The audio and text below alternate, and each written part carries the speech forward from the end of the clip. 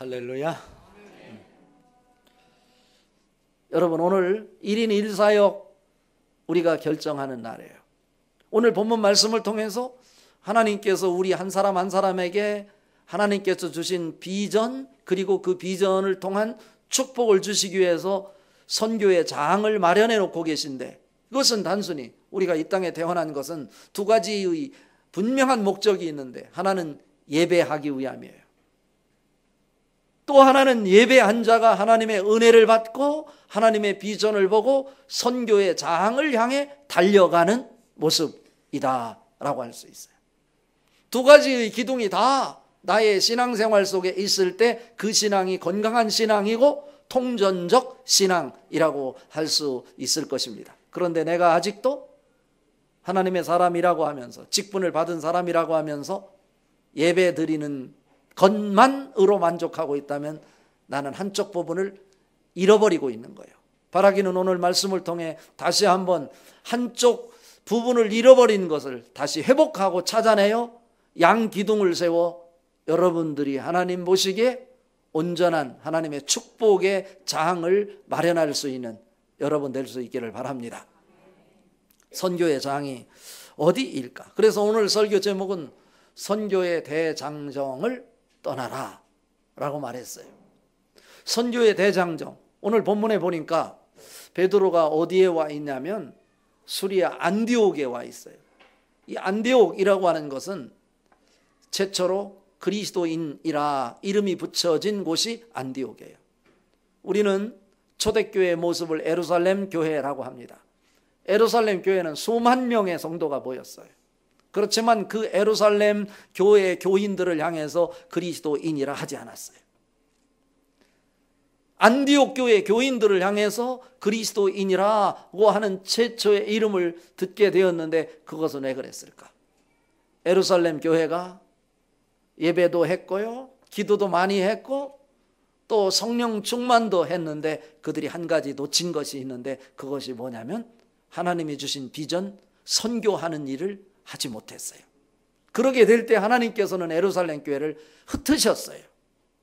그런데 예루살렘을 흩으셨는데 그것이 저주로 끝난 것이 아니고, 하나님께서는 핍박을 통해서 예루살렘 교인들이 더 이상 예루살렘에 머물지 못하고 사마리아로 세계 각처로 흩어져서 오늘 본문에 등장하는 수리아 안디옥까지 가서 그곳에서 교회를 세우게 되었는데, 그런 모습을 그냥 내버려 두셨어요. 이것은 뭐냐면 그것이 심판으로 끝나지 않고 심판이 다시 하나님의 비전을 붙잡고 축복의 장으로 만들기 위한 하나님의 생각이고 마음이었다라고 하는 거예요. 여러분, 수리아 안디옥이 예루살렘으로부터 얼마나 떨어져 있는 곳입니까? 예루살렘에서 북단으로 약 480km가 떨어져 있는 거예요. 그런데 오늘 베드로는요, 예루살렘에 머물러 있지 않고 안디옥에 가 있어요. 왜 그랬을까? 선교 대장정을 떠났다는 거예요. 사마리아는 예루살렘에서 북단으로 약 55km 떨어져 있는데, 예루살렘 교회가 핍박이 있어 예루살렘 교회 성도들이 예루살렘에 머무르지 못하고 흩어졌는데, 그 중에 빌립이라고 하는 집사를 중심으로 해서 사마리아에서 복음을 전했어요. 그랬더니 그 이방 지역에서 성령 충만이 나타나서 사람들이 성령을 받고요, 치료의 역사가 나타나고 자기의 인생의 비전을 보고 하나님이 자기들을 이끄는 것을 확인할 수 있었어. 이런 소리를 듣고요, 예루살렘 교회에 있었던 사도들이 회의를 했어. 사마리아에도 성령의 역사가 나타난다고 한다. 어떻게 할 거냐? 그것을 보고 그냥 방관하는 것이 아니라 파견대를 선발해서 파견시켰는데, 그때 파견된 사람이 베드로와 요한이었어요. 그래서 가서 베드로가 말씀을 전할 때 그들이 성령이 임했고요, 그 능력이 그 사마리아 전역에 하나님의 역사를 이루는 놀라운 기적을 만들어내게 됐어요. 이것도 선교 대장정이에요. 베드로가 오늘 사마리아에도 선교 대장정을 떠났고요, 지금 480km나 되는 그 먼 곳에 선교 대장정을 떠났어요. 그런데 그곳에서 베드로가 무엇을 하고 있냐면 이방인들과 음식을 먹고 있는 거예요. 유대인들에게는 이방인과 음식을 먹을 수 없고 같이 할 수 없었어요. 그런데 이 문제가 이미 해결되었어요. 언제 해결됐어요? 사도행전 10장에 보면 이방인의 로마의 군대의 장교였던 백부장이었던 고넬료가 비장의 집 시몬의 집에 머물고 있었던 베드로를 초청하여 말씀을 듣는 장면이 소개가 되고 있죠. 우리는 보통 알기를 이방인 선교를 위해서는 바울을 세우셨고 유대인들 선교를 위해서는 베드로를 세웠다 말하지만 엄밀히 말하면 틀린 거예요. 이방인을 위한 선교의 포문을 연 자는 바울이 아니고 베드로예요. 베드로. 사도행전 10장에 이미 이방인을 대표하는 고넬료에게 복음을 전해서 이방의 선교의 포문을 여는 이런 장을 우리에게 소개하고 있는 거예요. 그런데 오늘 본문에 보니까 이 예루살렘에서 유대인들이 그곳에 왔다는 소식을 듣고 이방인과 음식을 먹다가요, 그 유대인들이 무서워서 그 자리를 떠나 피했다라고 하는 얘기예요. 그 모습을 보고 오늘 사도 바울이 베드로를 책망하는 장면이 오늘 본문 말씀이에요.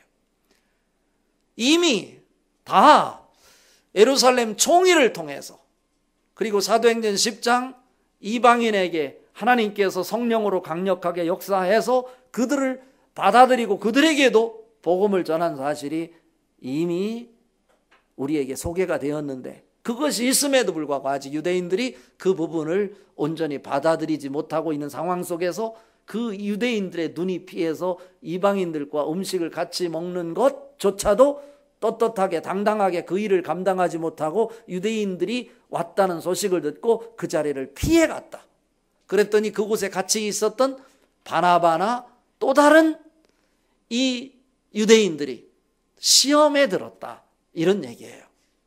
이 말씀을 통해서 저는 유대인들이 이방인들을 담아내는 그 사역에 있어서 지금 아직도 갈등 속에 어려움이 있었다. 이런 상황을 되돌아다 보면서 저는 오늘 1인 1사역 사역의 장에 관한 말씀을 하고 싶은데 오늘 본문 말씀을 통해서 그 해답을 찾고 싶은 것이 뭐냐면 어쩌면 우리는 이방 세계에서 세상의 풍조 속에 살던 사람이에요.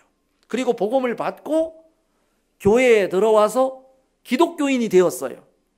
그런데 우리는 예배 드리는 것만도 대단하다 생각할지 모르지만 하나님은 우리에게 무엇을 얘기하냐면 서두에 말씀드렸던 것처럼 예배 드리는 것만으로는 안 된다라는 거예요. 예배한 자가 하나님의 은혜를 받았으면 어디로? 너가 일할 선교의 장이 있을 것인데 그 선교의 장으로 가서 사역을 감당할 때 그곳에서 하나님이 너를 향해 준 비전을 확인할 수 있을 거라는 거예요.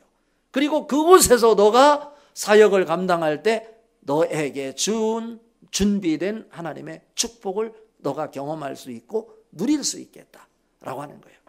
사랑하는 성도 여러분, 오늘 하나님께서 여러분에게 주시는 그 선교의 장이 나에게 익숙지 않고 어쩌면 고민이고 갈등일지 모르지만 하나님이 하시는 일이기에 아멘으로 받아들이고 익숙지 않지만 여러분이 봉사해야 될 사역의 장이 무엇인지를 오늘 말씀을 통해 확인하고 결정할 수 있는 축복의 시간 될 수 있기를 바랍니다.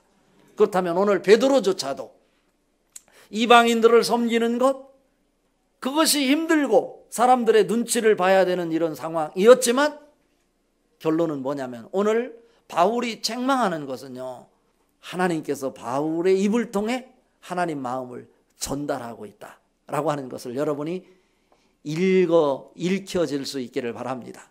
그래서 결국 어떻게 됐어요? 베드로가 예루살렘에 머물지 않고요, 그가 어떻게 했다고?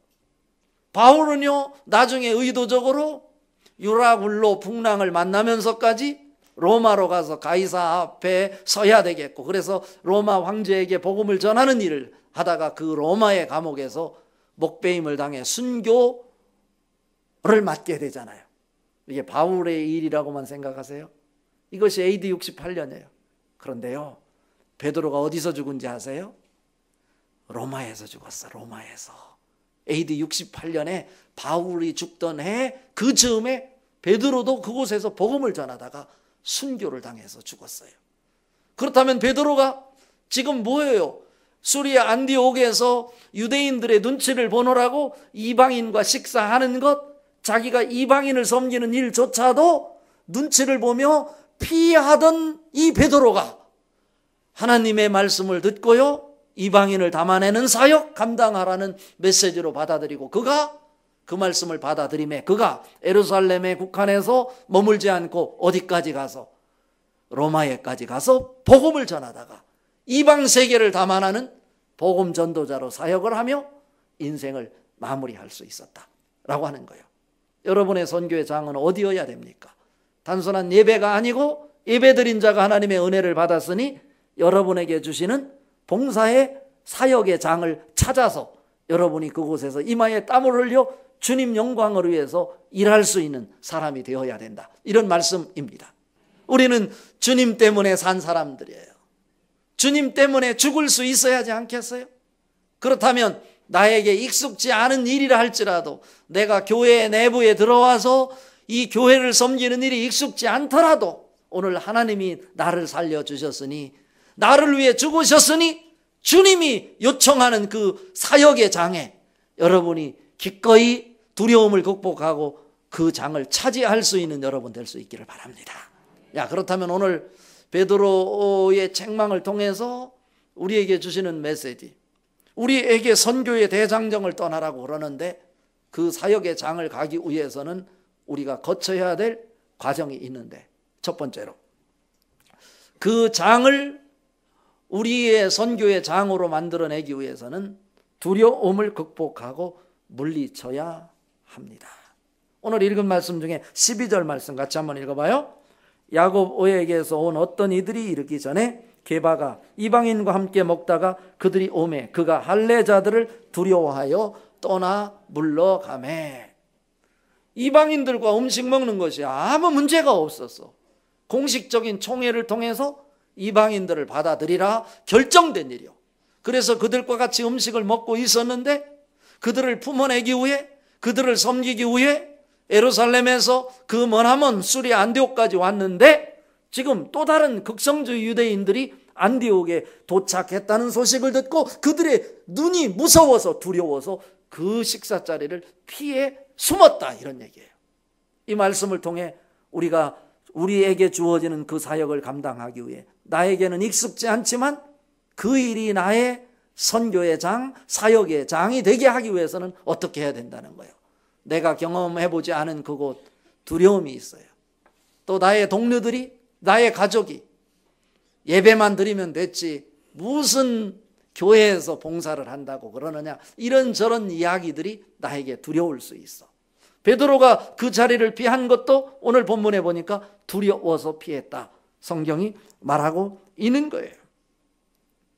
그렇다면 그 장을, 하나님이 주신 축복의 장이요 비전의 장인데 내가 그 자리를 기꺼이 들어가기 위해서는 허드슨 테일러가 바닷가에서 복음을 전하는 것으로 만족하지 않고 내부 깊숙이 들어갈 때 그 복음이 온전히 전파될 거라고 생각하고 돈을 보내주지 않더라도 그 선교는 돈으로 하는 것이 아니라 믿음으로 하는 것이다 라고 결단하고 믿음 하나 붙잡고 내지로 목숨 걸고 들어갔던 것처럼, 여러분도 교회 내부로 깊숙이 들어와 여러분을 위해 준비한 일할 사역제가 무엇인지를 찾아낼 수 있기를 바랍니다. 이것이 중요한 거예요. 사랑하는 서원영교회 성도 여러분, 우리가 가야 될 곳은 하나님이 준비한 가나안 땅입니다. 그곳에 하나님이 계십니다. 사역의 장이 여러분을 위해서 준비하고 있어요. 기다리고 있어요. 여러분이 일할 곳이 내가 봉사하는 찬양대원이든지 아니면 꽃꽂이든지 아니면 교회학교 교사든지 아니면 안내우연이든지 차량봉사우연이든지 수없이 많을 건데, 여러분 주보 간지로 그 봉사할 제목들을 다 찾아서 적어놨는데 여러분 한 가지씩 여러분에게 와닿는 게 있을 거예요. 내가 섬길 곳. 그것이 여러분에게 보여질 수 있기를 바랍니다. 이것은 두려움을 극복할 때 가능한 거예요. 두려움 때문에 내가 그냥 안주한다면, 예배 드리는 것으로 끝난다면 하나님이 준 축복을 여러분은 경험하지 못할 거예요. 베드로가 이 바울의 책망을 듣고 이방을 향해 영적인 시야가 뜨이게 됐어. 그러니 그는 어디까지 갈 수 있었어요? 예루살렘에 머물지 않고 로마까지 가서 그 이방 세계에 복음을 전하는 이방의 복음의 사도로 한 축을 세울 수 있었다라고 하는 거예요. 여러분이 아무것도 아닌 것 같지만 예배만 하는 거로 만족하던 자가 교회 내부에 들어와 내가 사역해야 될 그 선교의 장을 찾아서 그곳에서 사역할 때 여러분이 보지 못했던 하늘의 비전을 보게 될 줄로 믿습니다. 그 비전을 통해서 하나님께서는 여러분과 함께 하시고 여러분에게 두려움을 극복하고 새로운 축복의 길로 안내해 주신다, 이런 말씀이에요. 여호수아가 이스라엘 백성들을 가나안 땅으로 데리고 들어갈 때 모세는 죽었죠. 두려웠어요. 자신이 없었어. 그때 하나님께서 여호수아에게 주신 말씀이 여호수아 1장 5절이에요. 내 평생에 너를 능히 대적할 자가 없으리니 내가 모세와 함께 있었던 것과 같이 너와 함께 있을 것이라. 내가 너를 떠나지 아니하며 너를 버리지 아니하리니 라고 말씀하고 있어요.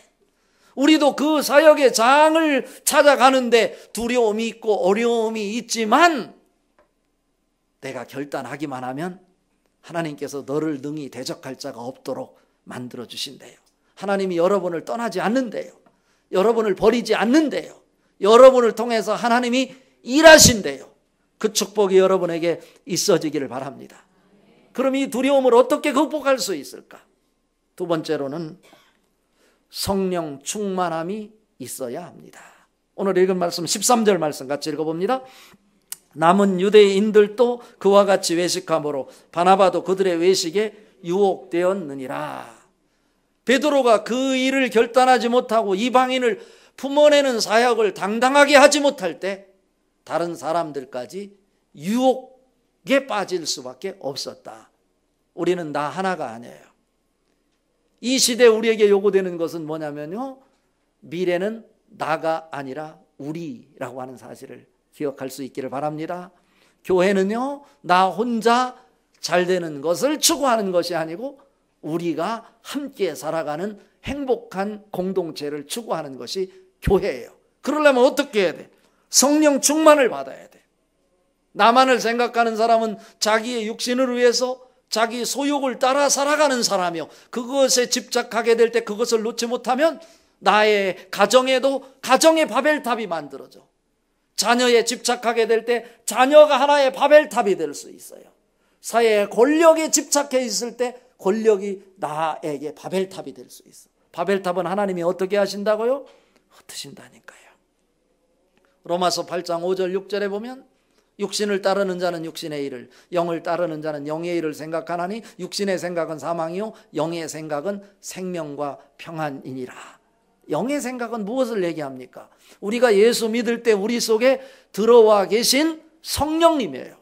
그 성령님이 우리의 안타까움을 보시고 우리를 북돋워 주시고 이끌어 주시는데, 가르쳐 주시는데, 성령의 음성이 여러분에게 들려질 때, 여러분에게 성령 충만할 때 비로소 내가 봉사해야 될 사역의 장이 보인다고 하는 거예요. 사도행전 1장 8절에 보면 오직 성령이 너희에게 임하시면 너희가 권능을 받고 예루살렘과 온 유대와 사마리아와 땅끝까지 이르러 내 증인이 되리라. 전에는 보이지 않았어. 일할 곳이 보이지 않았어요.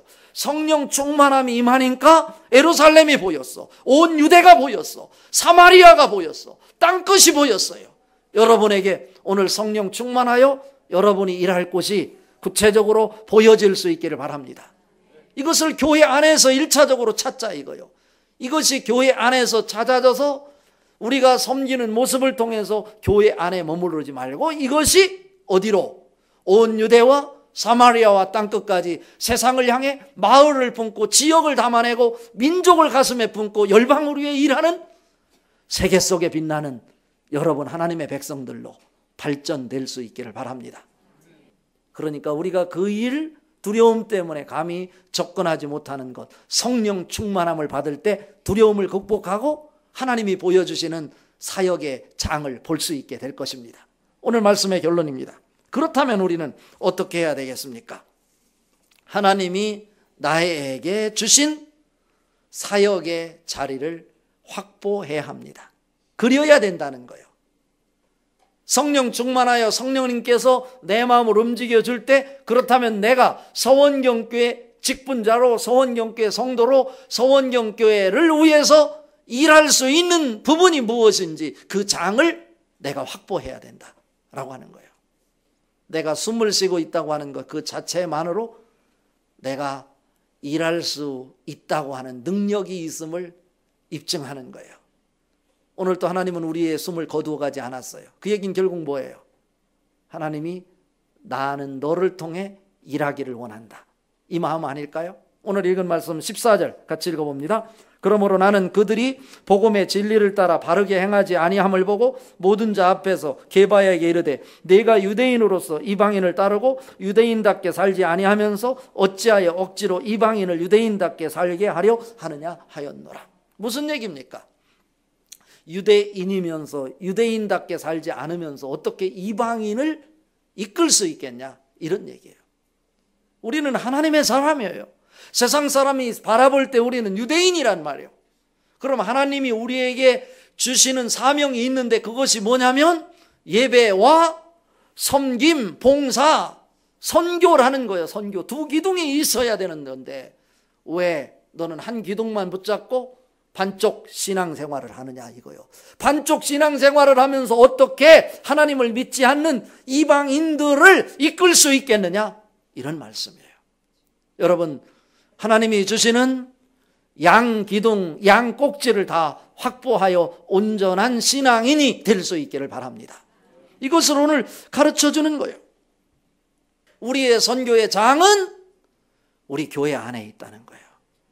교회 안에서의 우리의 선교의 장, 그것이 먼저 확보되고 그곳에서 봉사하는 것이 함께 연합하여 어우러져 세계를 향한 실질적인 아프리카, 중남미, 동아시아의 선교를 향해서 그리스도의 빛을 비칠 수 있겠다라고 하는 거예요. 사도 바울은 고백합니다. 오늘 갈라디아서 2장 읽었는데 2장 20절에 보면 내가 그리스도와 함께 십자가에 못 박혔나니 그런즉 이제는 내가 사는 것이 아니요 오직 내 안에 그리스도께서 사시는 것이라. 여기서 저는요 귀중한 은혜와 영적 메시지를 하나 깨달았어요. 내가 그리스도와 함께 십자가에 못 박혔나니 라고 할 때 이게 무슨 말인가, NIV 영어 성경을 찾아보니까 보통 같으면 내가 그리스도와 함께 십자가에 못 박혔다, I was crucified with Christ예요. 내가 과거에 십자가에 못 박혔다 예요. 그런데 NIV 영어 성경에는 그렇게 써 있지 않아요. I was crucified라고 쓰지 않고 I have been crucified with Christ라고 나와 있어요. 현재 분사형으로 현재 완료형을 쓰고 있어요. 이것은 뭐냐면 단순히 과거에 그리스도와 함께 십자가에 못 박혔다로 끝나지 않고 지금 내가 그리스도와 함께 십자가에 못 박혀 있다로 표현하고 있어요. 과거에 십자가에 못 박힌 거로 끝난 것이 아니라 십자가에 못 박힌 것이 지금까지도 못 박혀 있다라고 하는 표현을 하고 있다니까. 이건 무슨 얘기예요? 사역의 장은 내가 두려워요. 해보지 않은 일 하기 쉽지 않아요. 그러나 뭐 할 때 내가 그리스도와 함께 십자가에 못 박혀 있는 상태는 나는 죽은 거예요. 내 생각은 다 죽은 거예요. 내 생각은 죽어야 누구의 생각이 떠오르는 거예요? 예수님의 생각이 떠오르는 거예요. 하나님의 마음이 떠오르는 거예요.